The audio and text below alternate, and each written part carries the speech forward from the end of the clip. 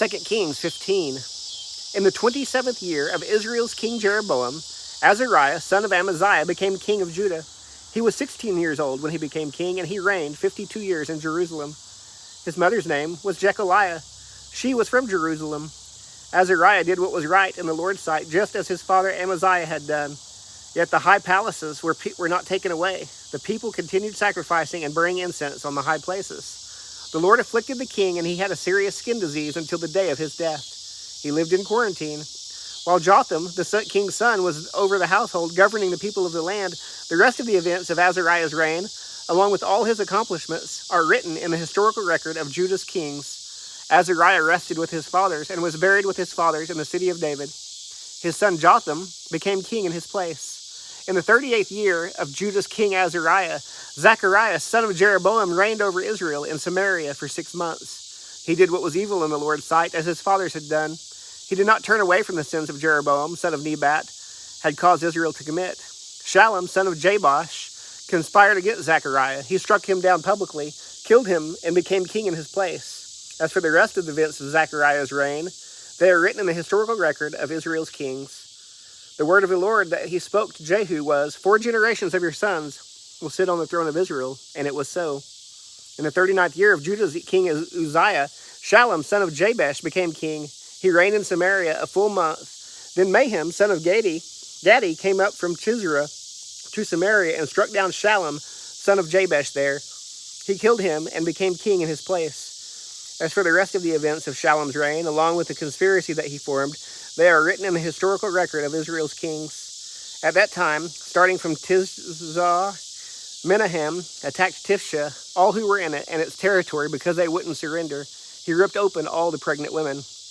In the 39th year of Judah's king Azariah, Menahem, son of Gadi, became king over Israel. He reigned 10 years in Samaria. He did what was evil in the Lord's sight. Throughout his reign, he did not turn away from the sins Jeroboam, son of Nebat, had caused Israel to commit.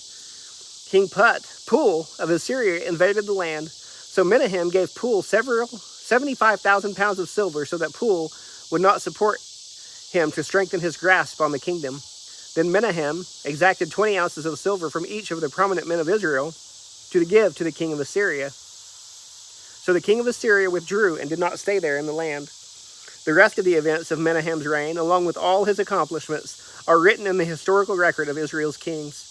Menahem rested with his fathers, and his son Pekahiah became king in his place. In the 50th year of Judah's king Azariah, Pekahiah, son of Menahem, became king over Israel in Samaria, and he reigned 2 years. He did what was evil in the Lord's sight and did not turn away from the sins Jeroboam, son of Nebat, had caused Israel to commit.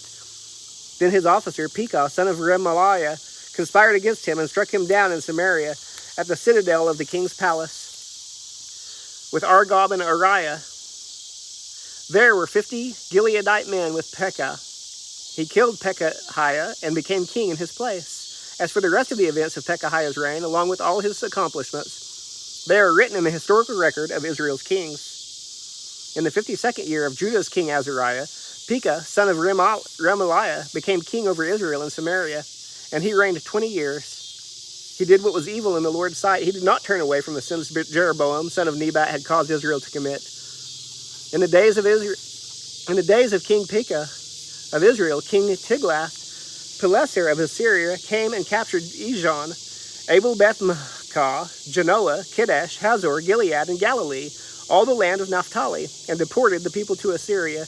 Then Hoshea, son of Elah, organized a conspiracy against Pekah, son of Remaliah.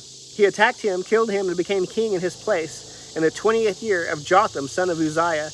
As for the rest of the events of Pekah's reign, along with all his accomplishments, they are written in the historical record of Israel's kings. In the 2nd year of Israel's king Pekah, son of Remaliah, Jotham, son of Uzziah, became king of Judah.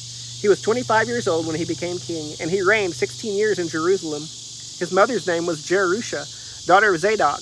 He did what was right in the Lord's sight, just as his father Uzziah had done. Yet the high places were not taken away. The people continued sacrificing and burning incense on the high places.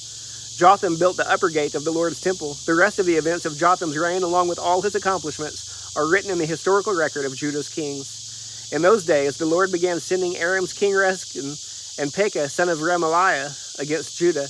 Jotham rested with his fathers and was buried with his fathers in the city of his ancestor David. His son Ahaz became king in his place.